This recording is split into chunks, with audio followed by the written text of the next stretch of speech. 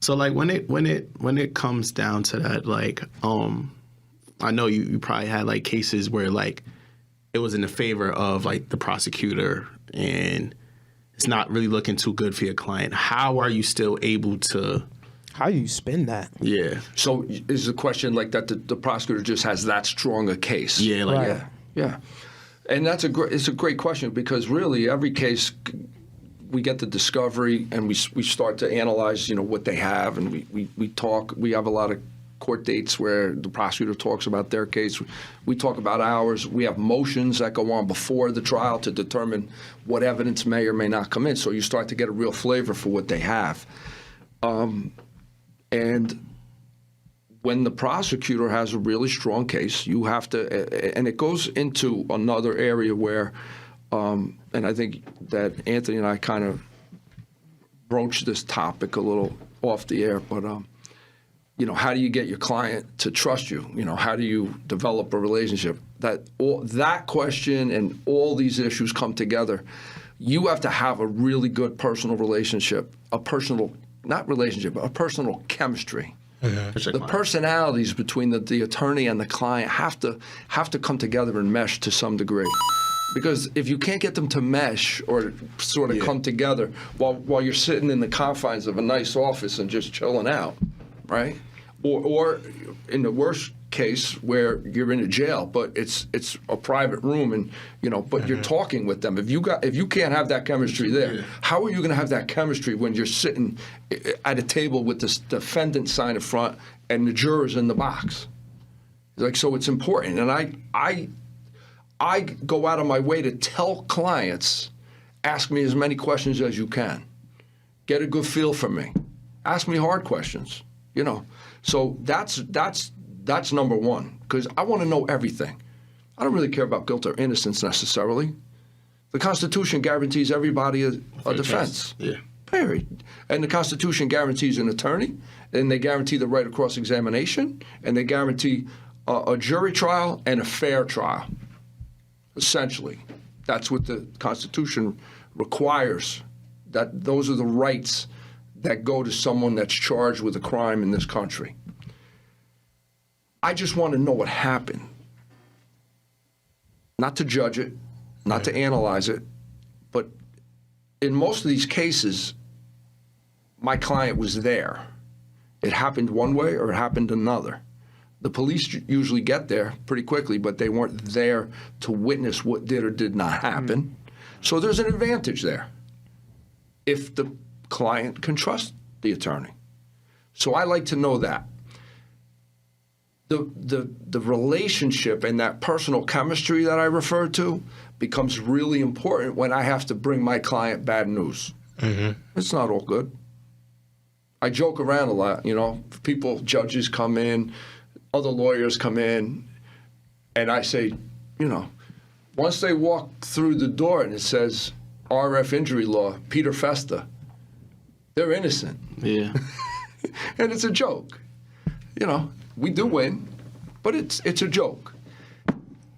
Where it gets really sticky is I have to be able to give bad news to people sometimes. And if the case is that bad, if it's that strong for the prosecutor, I have to be able to tell the client that. They have to be able to accept it for what it is, and then we make our decisions from there. It doesn't mean we give in. It doesn't mean we definitely have to plea, but it just puts us on the same page.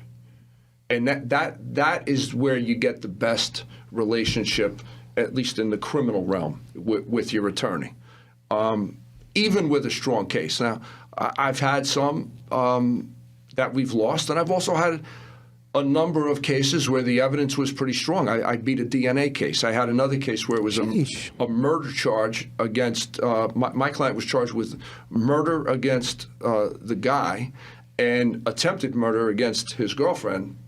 But attempted murder means she lived, and she came in and testified. That's a pretty strong case. Yeah. And That's wild. We blew that up. There's ways. But it makes sense, though, to get the full scope of what happened, especially for you, because now you get to be the most prepared as far as, like, presenting your case. Our clients know. And if they can trust in us as defense attorneys to let us know, that creates an advantage gap. Can I just time out real quick? I'm sorry, but you in here spitting. Bars. He is in here spitting, boy. I'm over there like, Yes, sir! This nigga spitting. Damn, nigga. I'm like, I guess it's just like how you talking about certain things is like you got a very interesting life on like how you like. And he got it down to a science. Yeah, like how you able to You've been- articulate and just like all right. hone in on what you're saying. It's like, nah, Yeah. it's fire. Been Very a fire. long, strange trip to 55. That's fire. So like you saying like, okay, you blew that case up. I don't know like if you're able to say this or not, but like has it been cases where you like think like, oh yeah, my client's guilty? I thought that case. I'll tell you point blank right now. If I brought that client in, right here, right now, he'd say, yeah, Fest told me take the 12. I got the plea offer down on a murder and an attempted murder. So a body and a half, we call that, right? Sheesh. On a body and a half, I got him 12 with 85. Prosecutor was like, if maybe I can come down to 10 with 85, as long as I know he's in. he's going to take something. And I said, I have to recommend it. Like, I don't know what I'm going to be able to do to this girl. Yeah. I had ideas. I saw things. I told him what I saw. But if she answered it a certain way, you can only go so far. Right. So I recommended that he take the deal, and we put it on the record with the judge. That I recommended that he took it. He doesn't want it. He wants to go to trial. It's his decision. We do that all pre-trial. And at the end of the case, he goes, and you told me to take the deal. Yeah, we beat it all. And one of the prime... So you got off scot-free? Walked out the door. We walked out the door. And it was. In her statement, there were a lot of things that were said, and the way the investigation took place. It allowed, and again, that comes back to what we just talked about: preparation. I asked this girl. There were 5 questions that I knew were going to really dictate whether the jury believed her or didn't believe her. 5 questions. And I wrote probably 13 to 15 variations of what her answer could be to each of those 5 questions. Damn. And I knew. And I asked a question, and she gave the answer, and I went to that checklist, and I knew I was going there. And it worked. And I didn't skip. And I didn't hold the jury up. He said it's a mental game. It's a thinking. It's really a thinking chess. game. For him to sit down and like, if I ask this person one question, I got 13 different variations of her answer. 5 different ways. No, he said 5 13. different questions. 5 questions, 5 15 questions. answers. 13 different variations of each on question. each of the 5. 15 on That's on like 2. 75 answers. I can almost see in my head. I love my notepads. I almost see that in my head right now. I remember because you study it so hard. You a chess I player? don't think you could ever get Play rid chess? of it. Yeah, I was about to say it's chess not checkers. You Yeah. can tell you play chess. yeah. But yeah, so it's a lot of times they have a great case. Sometimes they don't have a great case. And I'll tell you this: sometimes we win cases like that one where I never really thought I was going to win. And other times where we think we can win and we lose because jurors are they're impossible to predict. Impossible. Yeah, you can't control that. You get 14 people or maybe 16, depending on how many alternates the judge wants. Mm-hmm. They all sit. 12 at the end of they all hear everything. At the end of the case, they use they call it like a lottery box. It's like a brown wooden box.